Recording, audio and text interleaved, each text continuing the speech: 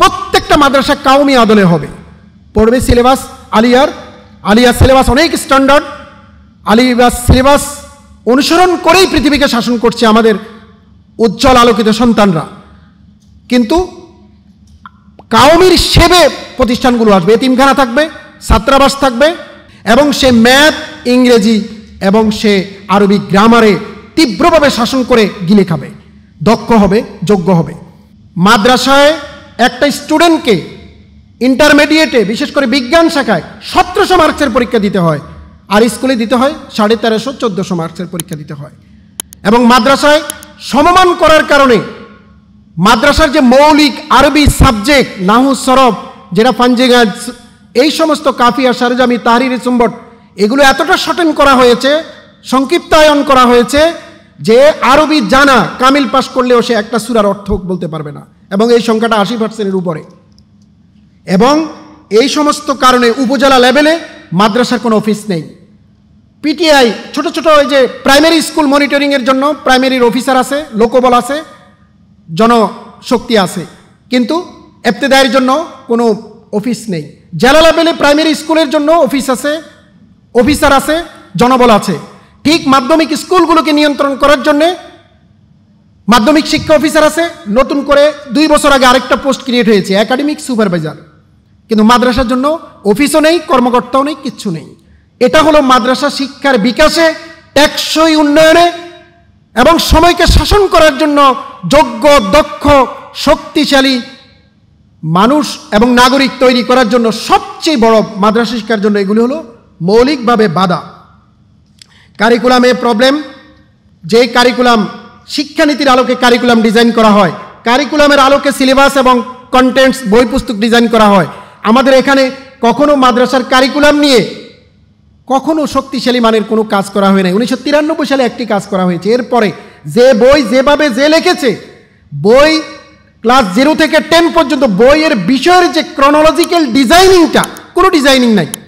একজনকে দিয়েছে আপনি 8-এর লেখেন, একজনকে দিয়েছে 7-এর লেখেন, একজনকে দিয়েছে 5-এর লেখেন, সে তার মনের মাধুরী মিশিয়ে লিখেছে, বই হয়ে গিয়েছে। এগুলো পৃথিবীতে কোথাও এই শিক্ষা ব্যবস্থা নেই। ফলে শিখন ফল আসছে না। কামিল পাস করার পরেও সে ইসলাম সম্পর্কে 2 মিনিট বক্তব্য রাখতে পারছে না, এবং এসএসসি পাস করার পরেও একটা শিক্ষিত এই যে ইয়াং জেনারেশন আল্লাহ কোথায় আছে এটাই সে জানে না। তার মানে এমনভাবে বইগুলোকে কারিকুলাম নষ্ট করা হয়েছে। এবং সনদের এই যে মূল্যায়ন প্রক্রিয়া, এটা এই যে বলছি ব্র্যান্ডিং ক্রাইসিস, যখন ইন্টারভিউতে যাচ্ছে মাদ্রাসা সার্টিফিকেট নিয়ে তাকে হেয় করা হচ্ছে, ঠাট্টা করা হচ্ছে, ইগনোর করা হচ্ছে, এবং তাকে এমনভাবে প্রশ্ন করা হচ্ছে, হাসছে। সেই মনস্তাত্ত্বিকভাবে এতটা পীড়া এবং পীড়ন অনুভব করে ফিরে আসছে, সে তার 14 গোষ্ঠীকে কোনোদিন ওদিকে আর ফিরে তাকানোর সে আর চিন্তা করছে না। এবং কিছু এই 16 বছরের যেটা হয়েছে, সাংবিধানিক অধিকার নষ্ট করে মানুষদেরকে মাদ্রাসার কারণে, দাঁড়ির কারণে, টুপির কারণে বিভিন্ন পলিটিক্যাল অর্গানাইজেশনে ট্যাগিং করে এমনভাবে বঞ্চিত করা হয়েছে। গত 16 বছরে বিজিবিতে কোনো সৈনিক নিয়োগ দেওয়া হয়নি মাদ্রাসা স্টুডেন্ট। গত 16 বছরে কোথাও সেনাবাহিনীতে একটা সৈনিকও নিয়োগ দেওয়া হয়নি। এবং গত 16 বছরে সরকারি বেসরকারি কোথাও সরাসরি মাদ্রাসা সার্টিফিকেট দিয়ে খুব কম শিক্ষার্থী আসতে পারছে। এগুলি মাদ্রাসা শিক্ষার জন্য সবচেয়ে বড় চ্যালেঞ্জ। এর চাইতে বড় চ্যালেঞ্জ আরবি ভীতি। ওই যে সিলেবাস শর্টেন করার কারণে এরা আরবি আর পড়তে পারে না, আরবি জানে না। ফলে কলেজে যাওয়াটাকে সে স্বাচ্ছন্দ্য বোধ করে। ফলে শার্ট প্যান্ট পরা বা অন্যান্য কালচার, বিজাতীয় কালচার দেন ধারণাকে সে আরাম পদ মনে করে। এবং প্যাডাগজিক্যাল চ্যালেঞ্জটা কি, যে টিটি কলেজ আছে প্রত্যেকটা জেলা শহরে, একটা করে সরকারি টিটি কলেজ আছে, মাদ্রাসার জন্য একটাও নেই। এবং প্রাইমারি স্কুলের জন্য পিটিআই আছে প্রত্যেকটা জেলা শহরে একটা করে। প্রাইমারি স্কুলের টিচাররা সেখানে টিচিং, লার্নিং, শিখন শেখানো, এই প্রসেস পদ্ধতিগুলো, প্যাডাগজির অ্যাপ্রোচগুলো তারা জানেন, শেখেন, বুঝেন, স্টুডেন্টদেরকে সঠিকভাবে পাঠদান দিতে পারেন। কিন্তু মাদ্রাসার জন্য একটাও নেই। প্রাইমারি স্কুলে যে ন্যাপ আছে ময়মনসিংহে, এটার একটা হিস্টোরিক্যাল ব্যাকগ্রাউন্ড আছে, কীভাবে প্রতিষ্ঠিত হয়েছে। ইবতেদায়ী মাদ্রাসার জন্য একটাও নেই। বেসরকারি কলেজের শিক্ষকদের জন্য এইচএসটিটিআই আছে, higher secondary teachers institute, training institute, প্রত্যেকটা জেলা শহরে একটা করে আছে। কিন্তু মাদ্রাসার শিক্ষকদের জন্য, কলেজ লেভেলের, উচ্চ মাধ্যমিক লেভেলের শিক্ষকদের জন্য কিছুই নেই। এবং আরও প্রবলেম হলো বিএড আছে, বিএড এই গেলে 2 বছর আগে এমএড শুরু হয়েছে 2024 সাল থেকে, এবং এমএড সব জায়গায় নেই। এইভাবে আপনার একটা মাত্র বিএমটিটি আছে। আমাদের চেয়ারম্যান স্যার বলেছেন, আমি ওই কথাটা আর বলতে চাই না। এবং আন্তর্জাতিক আয়নেও যে চ্যালেঞ্জ, সেটা কিরকম, যে সকল প্রাইভেট এবং গভর্নমেন্ট পাবলিক বিশ্ববিদ্যালয় থেকে ইউরোপ আমেরিকায় তারা জিআরই জিএমএড তারা আইএলস করে তারা যাচ্ছে সমান তালে, প্রচুর স্টুডেন্ট। জিডিপি জিএনপিতে তো প্রভাব পড়ছেই, তারা দক্ষ এবং স্কিল্ড হয়ে দেশে আসছে, বিভিন্ন প্রাইভেট ইউনিভার্সিটিতে তারা জব করছে। কিন্তু আমাদের দেশ থেকে একটা বিশাল শ্রেণী যাচ্ছে মিশর, মধ্যপ্রাচ্য এবং অন্যান্য আরব কান্ট্রিগুলোতে উচ্চশিক্ষার জন্য। এখানে ইউজিসি এদেরকে ডিগ্রির মান দিয়েছে, শুধু এদের অনার্সের মান নেই।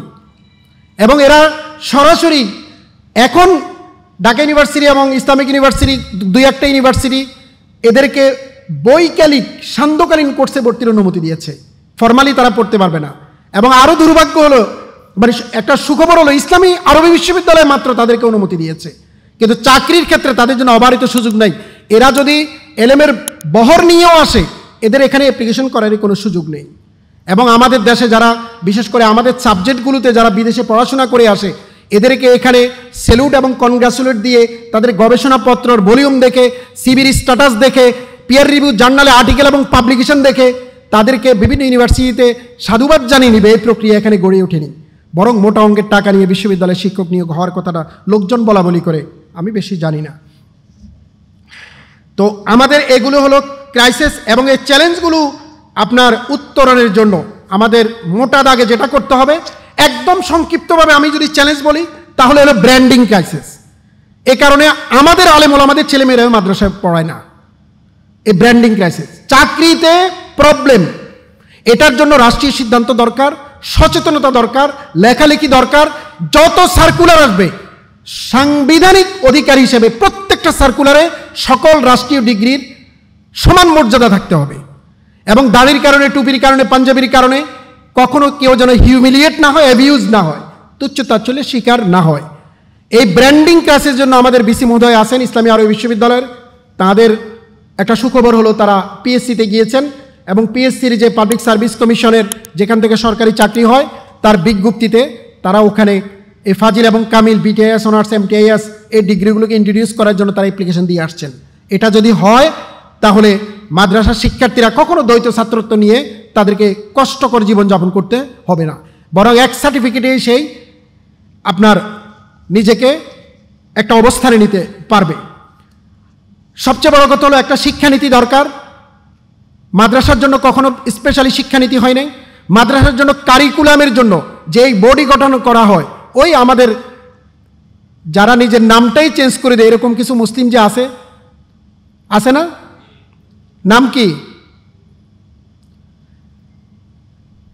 এনসিটিভি যে বই রিভিউতে সদস্য হয়েছে, যিনি নাম চেঞ্জ করে দিয়েছে, আপনার তার নাম জানেন না, রাখাল রাহা।